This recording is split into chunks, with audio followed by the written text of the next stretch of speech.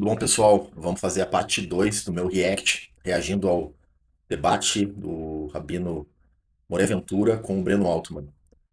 Quero deixar aqui meus agradecimentos a todos que viram a primeira parte do react, que comentaram, que deixaram like. Muitos haters aparecem, mas eu já imaginava que seria assim, então não tem problema. Estou começando o canal, é um canal para a gente poder falar de Israel, poder falar de judaísmo, de sionismo, e a gente vai construindo junto aqui, quem sabe, um veículo para as pessoas terem uma referência para conseguir refutar, rebater, contestar as inúmeras falácias e sofismas que pessoas como Breno Altman pronunciam sobre o Estado judeu, sobre Israel. Eu quero deixar claro como introdução que a gente tem que entender do que se trata esse debate. Esse não é um debate. Quando se fala da questão Israel-Palestina, existem dois tipos de debates. Um debate da esfera democrática, da esfera da sociedade aberta, que trata de eventuais erros e acertos de Israel, erros e acertos dos palestinos, dos dois lados, e que procuram uma solução que seja, se não uma paz, mas uma resolução para que não haja mais violência. E esse debate é aceitável. Pode haver grandes divergências dentro desse debate, e há. Israel é a prova disso. Mas, bem ou mal, existe uma premissa em comum, que Israel é uma realidade, que Israel não vai deixar de existir, que o povo judeu tem um país e que é a partir disso que uma solução pode ser encontrada. O outro tipo de debate não é bem um debate, é uma luta. Por que luta? Porque ela não está dentro do campo democrático. Ela é uma luta contra pessoas que querem destruir o povo judeu por meio da destruição do Estado de Israel. Uma vez que trata-se, no caso do Breno Altman, alguém que caracteriza essa segunda forma de debate, uma luta, é uma luta de sobrevivência. O Breno Altman, ele não quer encontrar nenhum tipo de solução pragmática que componha as coisas com a realidade que Israel existe. O Breno Altman quer a destruição de Israel. Ele quer a dissolução do Estado de Israel. Ele vai falar isso com o fim do regime sionista, que na prática significa a destruição de Israel, e ele sabe disso. E ele não se importa com que tipo de consequências essa afirmação dele vai trazer. Pode ser uma expulsão total do povo judeu da região, pode ser genocídio total, um segundo holocausto. Isso pouco importa para ele. E quando se trata de um debate nesses termos, a gente tem que ter essa consciência e, a partir disso, saber se posicionar. A forma que o Breno Altman trata o assunto é uma forma anacrônica. Ele trata o assunto como se a gente estivesse antes de 1948, antes da fundação de Israel. Como se Israel fosse apenas uma hipótese, algo que tem que ser retorquido da história, algo que tem que ser expelido da realidade. O Breno Altman trata o assunto como uma criança, um infantiloide, alguém que é incapaz de receber as evidências, os elementos reais externos a ele. Ele trata o mundo de maneira com uma abordagem endógena, uma análise endógena de como ele vê o mundo, não como o mundo é. E no mundo que ele vê não há espaço para um país judeu. Então a gente tem que ser capaz de confrontar pessoas assim com o devido rigor. Bom, eu vou colocar aqui no a segunda parte, eu vou tentar achar onde ele começa falando argumentos mais específicos, porque a primeira parte foi mais voltada para refutar as premissas dele, né, de Israel ser um país de supremacia étnica, racista, colonial. E como até aqui, ó, 1h06, ele praticamente só repete essas acusações, eu vou adiantar e ver onde ele começa com algum argumento mais pseudo-didático. Vamos ver o que ele diz. Otomano, os judeus não chegavam a 7% da Palestina. Constituir um Estado de supremacia judaica a partir de uma minoria tão ínfima não se trata de respeitar direitos de um dos povos nativos. Se trata de submeter a imensa maioria daquela população, que era árabe e muçulmana, ao colonialismo. Em nome de um direito religioso ancestral. Isto é colonialismo, Rabino. E é negação dos fatos. O percentual judaico em 1897 era inferior a 7% da população local. E só houve crescimento dessa população local por conta do projeto colonial sionista. E até hoje, se nós tomarmos toda a Palestina, os judeus não chegam à metade da população. E eu vou fazer a minha pergunta. Tempo é seu. Durante a chamada Guerra...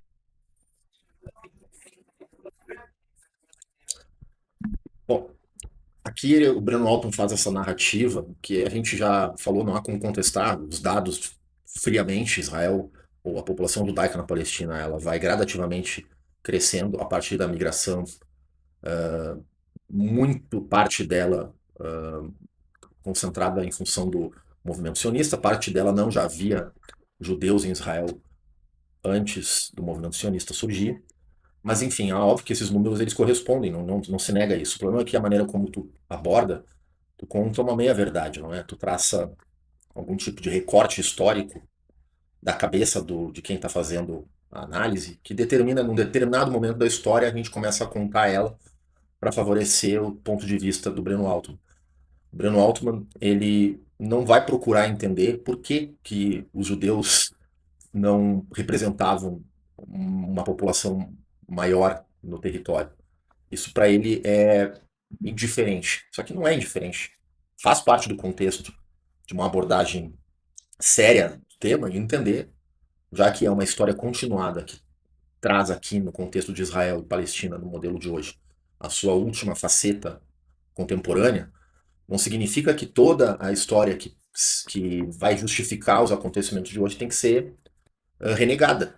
Pelo contrário, você só pode entender o que acontece hoje se você tiver um conhecimento histórico holístico. E o Breno Altman ele traça algum tipo de recorte arbitrário onde ele quer começar a contar a história.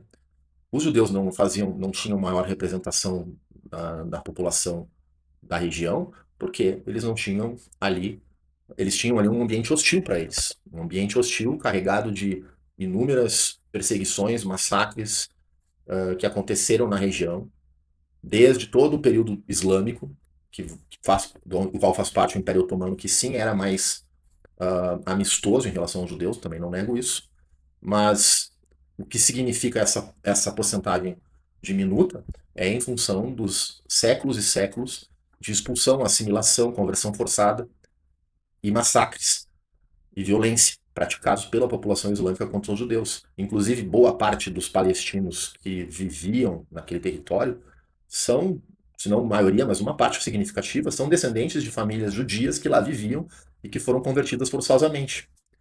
Então isso é importante ter em consideração quando vai começar a falar desse tema. Mas de qualquer maneira isso também não é tão relevante, uma vez que a gente concede os números e entende que o movimento sionista vai ganhar proporção a partir do século XIX.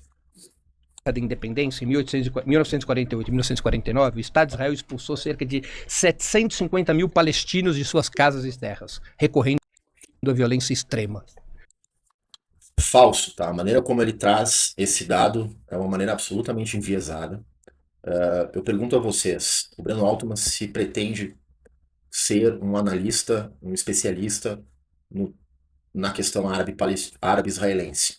Vocês confiariam num analista que, de maneira unilateral e arbitrária, renega uma série de componentes fundamentais para a compreensão do conflito e que ele faz um recorte extremamente seletivo para caber na sua ideologia? Vocês acham que essa pessoa pode ser levada a sério, pode ser considerada alguém que procura a verdade? Veja bem, a maneira como o Breno Altman engendra os dados é uma maneira intelectualmente desonesta. No caso que ele vai citar dos 750 mil que foram expulsos, ele não vai citar que esse número ocorre depois da guerra declarada dos árabes contra Israel. Israel, quando é fundado, declarado sua independência, ele aceita a partilha da ONU, ele não cria um Estado beligerante. O Estado beligerante, o Estado de guerra, acontece do ponto de vista de Israel de uma maneira defensiva. Contra ele é declarada guerra e 6 nações árabes invadem Israel com o objetivo de matar, destruir e expulsar os judeus que lá estavam. E num estado de guerra, a partir da reação de Israel, que sequer tinha um exército, eram milícias, porque Israel sequer tinha tido condições de... era um país nascituro. Essas milícias não tinham, e o Breno Altman não vai tratar desse assunto, nenhum tipo de apoio de grandes potências. Israel, o movimento sionista, os grupos militares, paramilitares de Israel não tinham apoio dos Estados Unidos. Os Estados Unidos não deu um centavo para que os judeus lutassem essa guerra. Israel conseguiu se armar por meio de um canal de venda de compra de armas com a Tchecoslováquia, um país comunista. E milagrosamente, Israel rechaçou os seus inimigos, venceu a guerra. E dentro desse combate, dentro dos inúmeros combates, dentro das inúmeras incursões militares de lado a lado, ambas as populações tiveram que se movimentar nesse tabuleiro, nessa geografia. E como Israel superou seus inimigos, as populações árabes que eram declaradamente inimigas de Israel saíram de suas casas, considerando que estrategicamente para os líderes árabes seria mais fácil derrotar os judeus.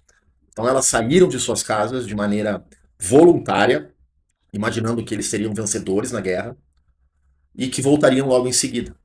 Não ocorre o que o Breno Altman tenta retratar dos judeus de uma maneira violenta, prepararam de maneira sistemática a expulsão de palestinos. Isso não aconteceu.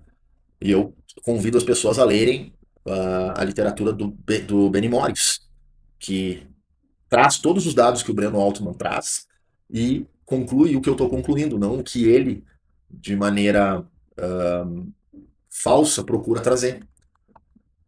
O episódio mais conhecido é o massacre de Deir Yassin, em abril de 1948, quando as milícias sionistas Irgun e Lehi invadiram a aldeia e mataram cerca de 250 civis, incluindo mulheres, crianças e idosos. São dezenas os Mentira, que ele fala por último. casos parecidos, Rabino. Mentira, não são dezenas, tá?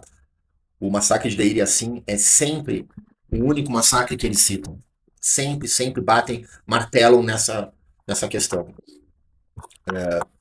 Primeiro, recuperando o que eu falei antes, o massacre. Curioso que o Breno usa o termo massacre para se referir a Deir Yassin, mas não é capaz de usar o termo massacre para se referir ao 7 de outubro. Vejam que em Deir Yassin, em torno de 240 árabes palestinos foram vítimas de excessos das milícias do Lehi. E isso Israel admite. Israel não esconde isso da história. Agora vejam o outro lado. O Breno simplesmente não fala nada de todos os massacres palestinos contra os judeus, que sabidamente foram muito maiores em vítimas do que o de Deir Yassin. O Breno nunca vai falar do massacre de Hebron em 1929, onde quase 300 judeus foram massacrados, mulheres e crianças, expulsos da cidade. O Breno não vai falar das revoltas árabes em 37, 39, que milícias palestinas, milícias árabes, né, porque não havia Palestina, almejavam ônibus escolares, ônibus de trabalhadores nas estradas, matando dezenas, até centenas de judeus de maneira covarde. O Breno vai fingir que isso não aconteceu. O Breno não vai falar que quem começou a guerra foram os árabes, os palestinos. Pela lógica do Breno, isso, olha a incoerência, pela lógica do Breno, o fato de Israel ter declarado independência justifica o ataque dos árabes e a tentativa de genocídio dos árabes contra os judeus. Mas um ataque do Hamas, no 7 de outubro, não justifica o que Israel está fazendo em Gaza. Vejam a incoerência desse cidadão. Desde então, com o avanço e a consolidação da ocupação colonial sionista, foram assassinados muitas dezenas de milhares dos integrantes da população palestina. Mais recentemente, de 2000 a 2005, cerca de... De novo, ele não dá contexto nenhum, ele usa números de maneira totalmente arbitrária, ele fala como se fossem feitos algum tipo de programa de massacre, alguma coisa de intencional de massacrar palestinos, quando se sabe que esses números todos são computados a partir dos inúmeros conflitos, guerras abertas, guerras não abertas, entre israelenses e árabes na região. E também há números relevantes da parte dos judeus, israelenses, soldados e civis, que sucumbiram a esse estado de violência causado pelos palestinos, pelos árabes. Então, retirar, simplesmente fazer de conta que o contexto não existe, é uma maneira desonesta, intelectualmente e moralmente, de tratar o assunto. É alguém que não procura a verdade, é alguém que procura estar certo para se promover e para difundir o seu, em última instância, o seu ódio contra Israel. 3.000 palestinos foram mortos pelo exército israelense. Depois do cerco a Gaza, a partir de 2007, mais de 1.400 palestinos foram mortos na Operação Chumbo Fundido, em 2008, dos quais mais de 300 crianças, Rabino. Escolas da ONU foram bombardeadas, hospitais atingidos, bairros inteiros arrasados. O mundo viu imagens de fósforo branco sendo usado em áreas densamente povoadas, queimando corpos, Rabino, até os ossos. Em 2012, a Operação Pilar Defensivo matou centenas de palestinos em menos de uma semana. 2 anos depois, em 2014, veio a Operação Margem Protetora, talvez a mais brutal até então. Foram cerca de 2.200 mortos, incluindo mais de 500 crianças. O Breno, ele vai omitir que todas essas operações são operações de reação de Israel contra ataque dos palestinos na faixa de Gaza, especialmente, que vão mandar, desde o advento do Hamas, na faixa de Gaza, de cerca de 60 mil foguetes em Israel. Eu vivi essa realidade, eu tive que correr da minha casa com 1 minuto e meio de intervalo até explodir o foguete do Hamas, num lugar bem perto de onde eu estava. Eu tive que entrar num bunker, dentro do bunker eu encontrei crianças, mulheres chorando, famílias, pessoas que perderam patrimônio, que graças a Deus Israel investe na defesa da sua população, consegue evitar que a grande maioria desses foguetes caia no seu território, mas alguns passam. Israel ficou parado como país sem poder funcionar a sua economia, a sua vida cotidiana. Então, o que o Breno está sugerindo é o quê? Que Israel não fizesse nada? Qual país não faria nada? As consequências negativas provenientes desse estado de guerra, elas são inerentes ao estado de guerra. Um lado, no caso o lado israelense, é superior militarmente, ele é obrigado, ele tem o dever de fazer de tudo para que a sua população esteja protegida, do contrário ele é um governo que tem que ser retirado. Então, isso vale para Israel e vale para qualquer país no mundo. A diferença do fator aqui é que o Hamas ou os palestinos pouco se importam com as consequências negativas que eles têm das suas ações, porque eles dão muito menos valor à vida humana, eles dão muito menos valor às suas crianças, muito menos valor a viver uma vida em busca de se desenvolver. Eles dão muito mais valor à morte de judeus. Se não fosse essa a premissa por trás do conflito, o conflito já teria tido uma resolução há muito tempo. Mas enfim, o Breno vai só expressando o seu ódio a Israel. O Breno, ele é o Torquemada do século XXI. Quem não conhece Torquemada, o grande inquisitor do século XV, responsável por levar à fogueira e condenar milhares de judeus cristãos novos, Torquemada era judeu também. Torquemada também, como Breno, acreditava que não era antissemita, porque ele diria nos dias de hoje, no podcast, que ele não tem nada contra judeus como raça, ele só tem apenas contra os judeus que não são cristãos, contra os judeus que não aceitaram Cristo, que não aceitaram Jesus. Torquemada é como Breno, ele racionaliza seu ódio. Torquemada era como Breno, ele tinha um auto-ódio tão grande, ele incorporou tão fortemente o lado do seu opressor, o lado do seu algoz, que ele acreditou que ele era um ser vil. O Breno acredita que os judeus são vis. Por isso o Breno, como Torquemada, acusa os judeus, acusa Israel. O Torquemada acusava no tribunal da Inquisição, o Breno acusa no tribunal da internet, mas a mentalidade e a essência é a mesma. 2018 e 2019, durante as marchas do retorno, palestinos em Gaza organizaram protestos pacíficos ao longo da cerca que os aprisiona. Marchavam desarmados, Rabino, pedindo o direito de retorno às suas terras. O exército israelense respondeu com atiradores de elite. Centenas de pessoas Mentira, foram que era mortas. pacífico, ele tinha uma fachada pacífica, foi organizado pelo Hamas, e o Hamas infiltrou atiradores que atiraram os soldados israelenses, e Israel respondeu como tem que responder, buscando eliminar essa ameaça. Algo que qualquer país faria. Imagina se uma passeata no México vai diante das fronteiras na Califórnia e em meio à passeata supostamente pacífica, armados, alguns pelos cartéis mexicanos começam a atirar nas polícia americana. Qual vocês acham que teria sido a resposta? É o que aconteceu nesse caso. O Breno mais uma vez ignora as evidências e os fatos. Para não responder acerca dos crimes cometidos pelo regime sionista desde o seu nascimento, o senhor retornou 1.300 anos na história, apoiando-se principalmente sobre textos religiosos, que são textos plenos de contradições. Da mesma maneira que você vai encontrar no Alcorão ataques aos judeus e aos cristãos, você vai encontrar em textos religiosos judaicos ataques a outros grupos religiosos e nos textos cristãos também. Nenhuma vez aos muçulmanos e cristãos. Há muitos ataques mútuos presentes nesses textos religiosos. E mais uma vez eu repito, os textos religiosos não são textos científicos, Rabino. Os textos religiosos representam uma construção espiritual que, para galgarem o patamar de ciência, eles precisam de comprovação histórica. Acerca dos fatos que o senhor aqui narrou, especialmente o massacre de judeus em Medina, há distintas compreensões históricas sobre um momento já muito distante, no qual as provas arqueológicas e históricas se dissiparam normalmente pelo tempo, porque nós estamos falando de algo que aconteceu há 1.300, 1.400 anos. Eu estou falando de fatos presentes, Rabino, de fatos que estão fartamente comprovados. Pessoal, aqui a gente vê uma característica da miopia mental do Breno Altman. O Breno Altman, como um dialetista marxista, materialista, ele basicamente veste uma lente fanática de análise de todos os eventos históricos. Ele faz uma análise que ele impõe uma estrutura de pensamento à realidade fática, não partindo da realidade fática para chegar à sua conclusão, mas partindo da sua estrutura mental, da sua abstração mental marxista, onde tudo na história ocorre por meio de uma estrutura reducionista, de dialética de poder e econômico.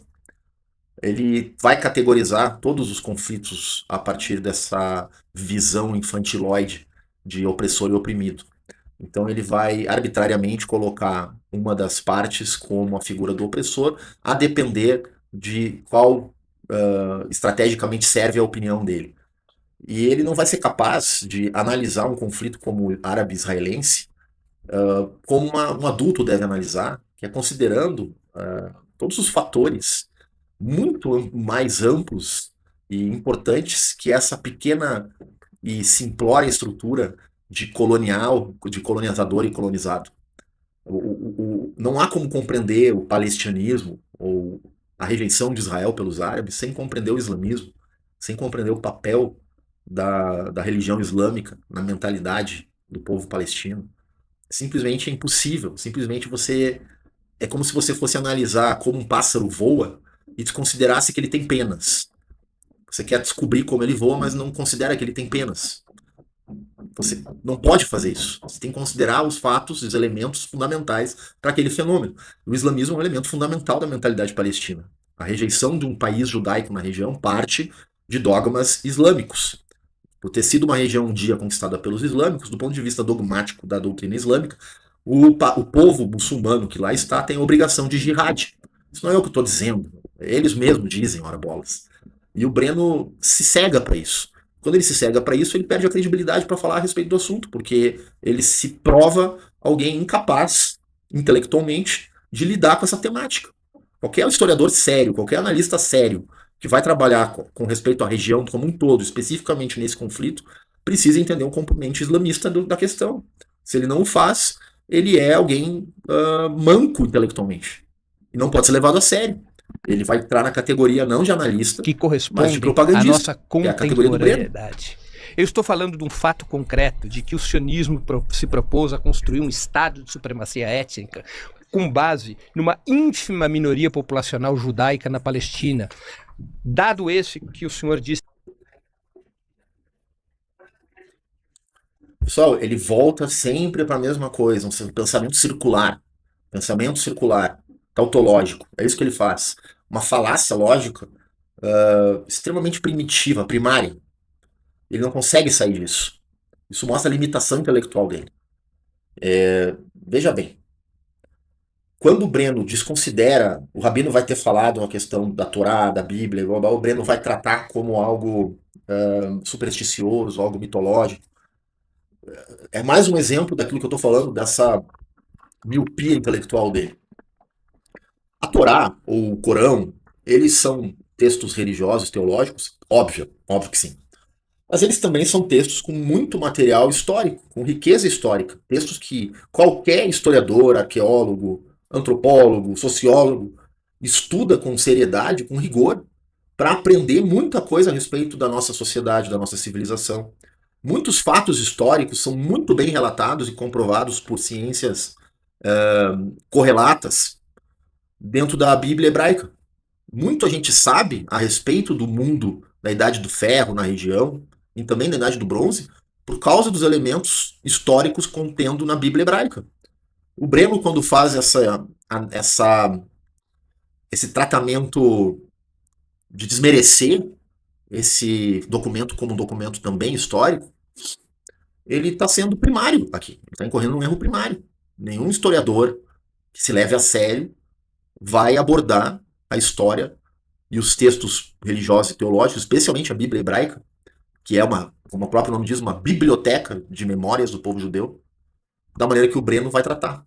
E isso faz, entre outras coisas, isso somado ao seu alto ódio contra os judeus, em função da sua história familiar, eu falo disso no primeiro react, isso somado à sua miopia, à sua visão fanática marxista do mundo, vai gerar essa figura draconiana que é o judeu Que me inquisidor contestaria e não foi capaz de Torquemada contestar, do porque século eles fazem XXI. parte dos registros do Império Turco-Otomano, não são registros que eu criei, não são registros criados a posteriori, são os registros do Império Turco-Otomano que estão presentes em quaisquer livros de história. 3% da população da Palestina era de judeus em 1880.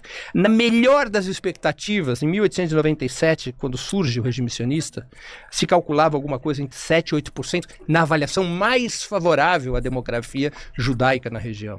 Como, então, seria possível constituir um estado de supremacia étnica judaica a partir de uma minoria tão ínfima? É o mesmo axioma que os africanos enfrentaram na África do Sul. Só havia uma maneira: a colonização, a limpeza étnica, a segregação. Olha como é estúpido isso.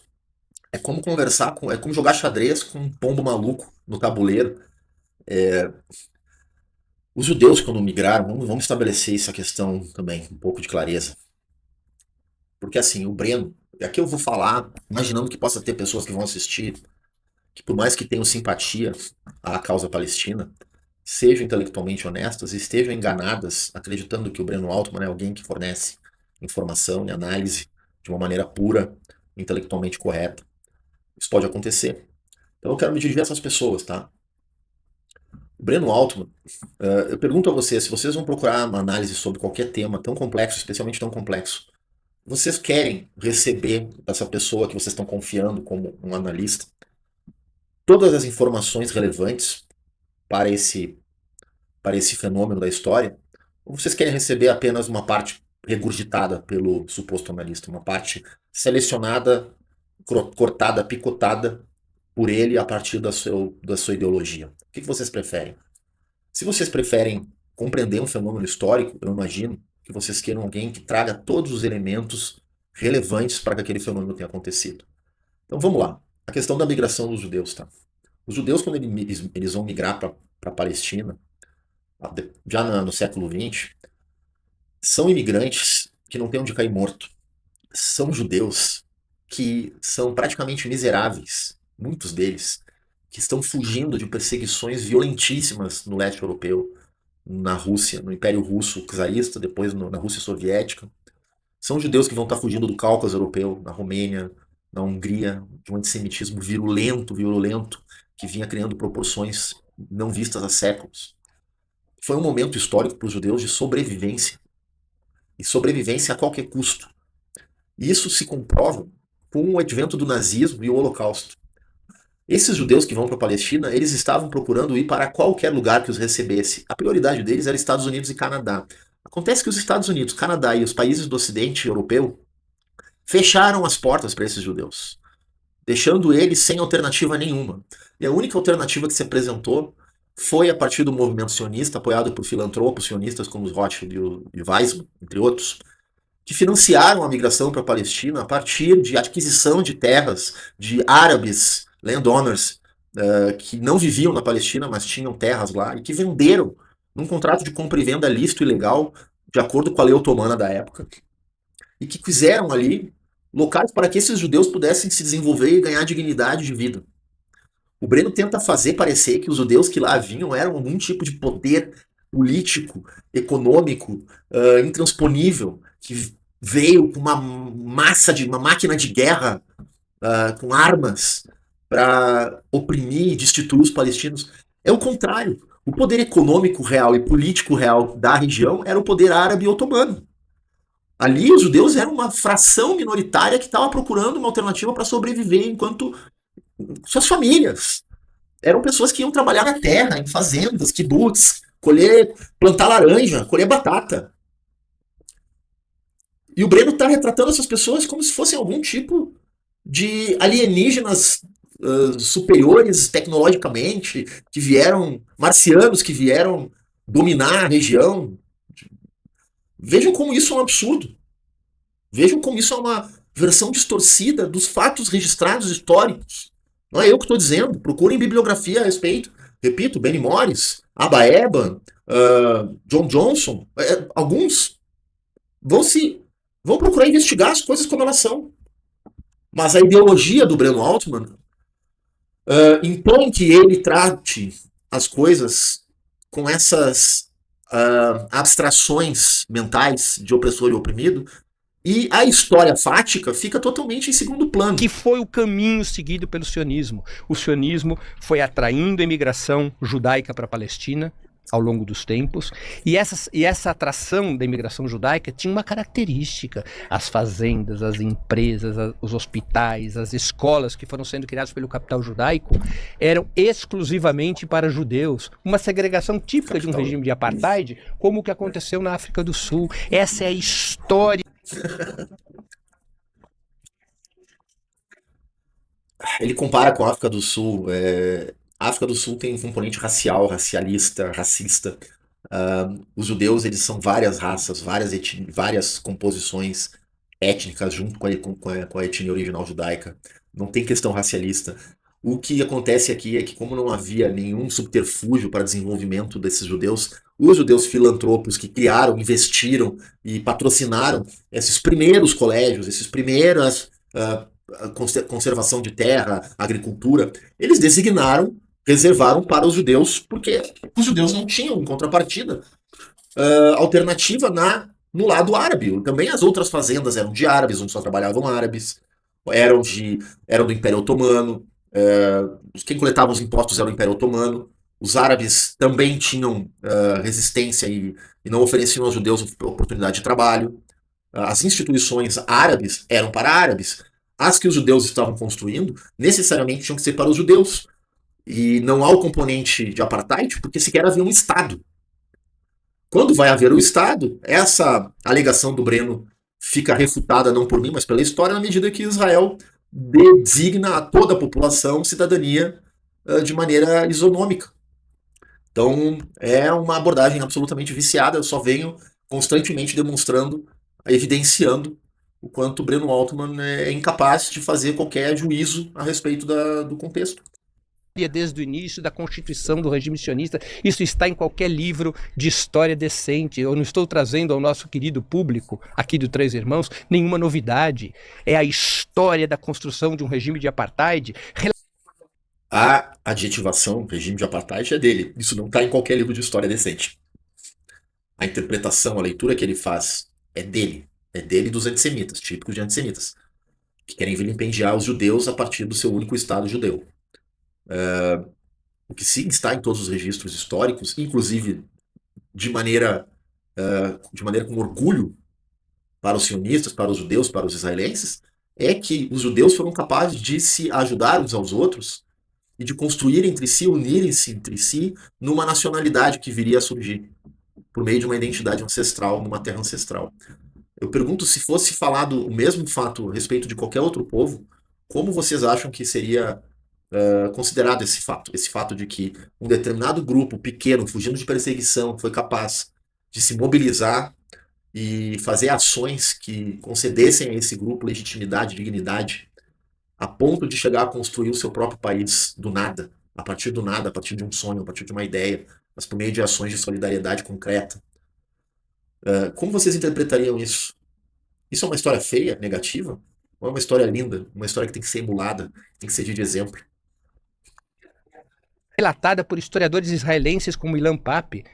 Ilan Pappé, sempre o Ilan Pappé. Olha só, o Breno, quando ele... Lembra do Torquemada? O Torquemada é assim, quando ele convertia o judeu, se esse judeu virava converso mesmo, o Torquemada batia nas costas dele e dizia: Sabino, tu tá comigo, eu gosto de ti. Vou citar o Jacob, vai virar de Jacob, vai virar não sei o que aqui, vai virar Fernandinho. O Torquemada gostava. O Breno cita judeu quando é judeu que concorda com ele. Embora o Ilan Pappé não seja, como o Breno, um total antisionista, porque ele não defende o fim do Estado de Israel. Isso é por parte do Breno.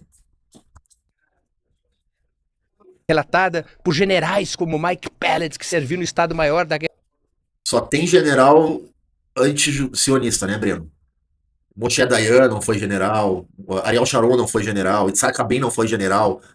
Ehud Barak não foi general. Esses aí não foram generais. Ele só conhece um general. Guerra dos 6 Dias, uma história de apartheid e colonialismo, diante da qual o senhor se recusa a abrir os olhos por conta da sua fé religiosa.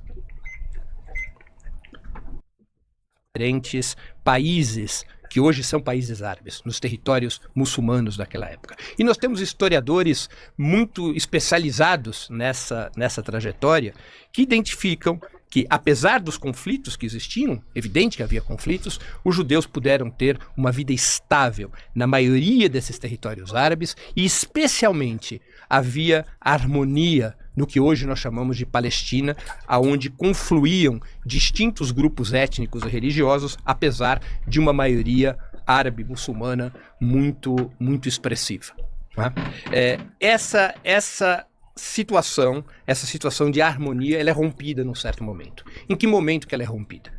Quando ocorre a criação do Estado de Israel em 1948 e a Nakba, com a expulsão, a qual eu já me referi, de 750 mil palestinos das suas casas e das suas terras, quando finda a Primeira Guerra Árabe-Israelense, o acordo que encerra a guerra é assinado em março de 49, depois de quase um ano de guerra, Israel já não controlava 53,5% da Palestina, como havia sido determinado pela partilha de 1947, mas já ocupava 78, 79% de todo o território. Havia uma expansão acelerada do colonialismo sionista na região. Em retaliação... O Breno, ele simplesmente não menciona, lembra que eu falei, vocês querem um historiador que mencione todos os fatos relevantes ou alguém que recorta da sua cabeça e espelhe, regurgita as coisas para fechar com a ideologia dele? Eu pergunto isso a quem tem honestidade intelectual, quer procurar a verdade, vai estudar, estude. O Breno esquece de dizer que o território palestino do mandato britânico não era só a parte de Israel e territórios palestinos, era de toda a região, de Israel até a Jordânia. A Jordânia, sim, é um país artificial criado, designado para uma monarquia saudita, que vem da Arábia Saudita, um território inteiro que é 4 vezes o território de Israel, para uma monarquia que sequer é indigenista da região, criado um estado artificial que se chamava Jordânia, se chamava Transjordânia no início, um nome colonial, isso sim, um nome dado e atribuído e que foi construído pelos seus colonizadores ingleses, e que ali foi criado um estado árabe dentro do mandato palestino, e que na região que sobrou, que era 1/4 da região, que viria a ser criado a partilha, onde Israel aceitaria, aquilo deveria ser, de acordo com a declaração Balfour, um estado judeu. Considerando que aquele teria sido o único estado criado não árabe, não muçulmano na região, em comparação, em contrapartida, a 22 estados árabes, numa fração diminuta da região do Oriente Médio, que não chega nem a 1%, talvez, de toda a região que os árabes têm territórios de soberania, isso seria absolutamente razoável. E o Breno faz de conta que isso não aconteceu. Ele esquece, ele renega, ele se cega para esse elemento fundamental da criação do Estado de Israel. E, de novo, essas famílias que ele diz que foram expulsas não foram expulsas por uma política sistemática de expulsão. Elas sequer foram expulsas, foram famílias que se retiraram voluntariamente de suas casas, isso é massivamente registrado, assumido em gravações de rádio. Existem livros que descrevem as gravações de rádios onde os líderes árabes, jordanianos, egípcios, as lideranças árabes palestinas pediam para que as famílias palestinas saíssem de suas casas para clarear a região a fim de que os exércitos árabes pudessem cumprir sua missão de matar os judeus. Isso não é eu que estou falando. Busquem bibliografia sobre isso, recomendo de novo Benny Morris.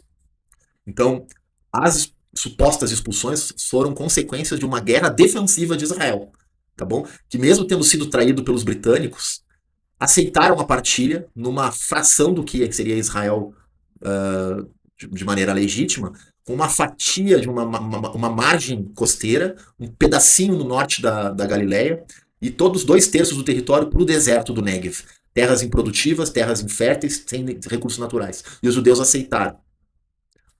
Os árabes não aceitaram. Outro ponto anacrônico do Breno, ele trata como conflito Israel-Palestina, antes não havia Palestina, nunca houve Palestina. Os líderes palestinos não se chamavam de palestinos, se chamavam de árabes. Eles queriam e pleiteavam que aquele país fosse. Muitos consideravam que deveria ser. Havia uma discussão entre eles se tinha que ter um país independente ou se eles tinham que ser anexados pela Síria, ser sul da Síria. Eles não tinham identidade palestina nenhuma. Eram mais um país árabe, e essa é a perspectiva do conflito. Um pequeno país, uma pequena população judia procurando a sua independência como finalidade de sobrevivência num mundo hostil, após o Holocausto, contra dezenas e dezenas de líderes, países e populações árabes islâmicas com seus respectivos países. Essa é a perspectiva real do conflito. É assim que tem que se ver. A expansão colonial sionista é fato. Vários países árabes, nos anos 50 e 60, começam a expulsar os judeus. Isso vai acontecer com judeus egípcios, com judeus marroquinos, com judeus iraquianos. Ocorre uma revanche dos países árabes contra os judeus. E muitos desses judeus, a imensa maioria, migraria para Israel. São os judeus de origem oriental em Israel. Embora Israel seja um país cujo histórico é de dominação askenazi, de judeus brancos e europeus como eu, jamais Israel teve, Rabino, um primeiro-ministro que não fosse askenazi. Jamais. Mesmo os askenazi há muito já têm deixado de ser maioria. Bom, aqui vejam a racionalização maligna do Breno. Ele vai... Veja bem, havia quase 1 milhão de judeus que viviam em países árabes, Marrocos, Iraque, Irã, que não é árabe, é péssimo, muçulmano, Argélia. Esses judeus eram comunidades estabelecidas, supostamente eram dhimes, cidadãos de segunda classe, mas desenvolveram-se na sua vida, a sua estabilidade nesses países. A lógica do Breno é que Israel não tem nada a ver com o judaísmo. Essa é a lógica dele. Ele afirma isso. Vejam a incoerência dele. Ele vai então entender que a expulsão, aí sim, expulsão de quase 1 milhão de judeus do mundo árabe, tendo sido alguns acusados de espiões sem comprovação, enforcados. Os que deram sorte foram expulsos e tiveram todos os seus bens e patrimônios de séculos estabelecidos tomados de maneira violenta e arbitrária pelos governos árabes. Isso para o Breno veja bem, isso foi só uma reação. Isso não é tão grave. Afinal de contas, a culpa é dos judeus, a culpa é de Israel, que ousaram não ser dhimes na região, que ousaram não ser cidadãos de segunda classe na região. A culpa é deles. Pode expulsar, né, Breno? Aí não tem problema. Aí ele não tem nenhuma revolta contra isso. Não revolta nenhuma.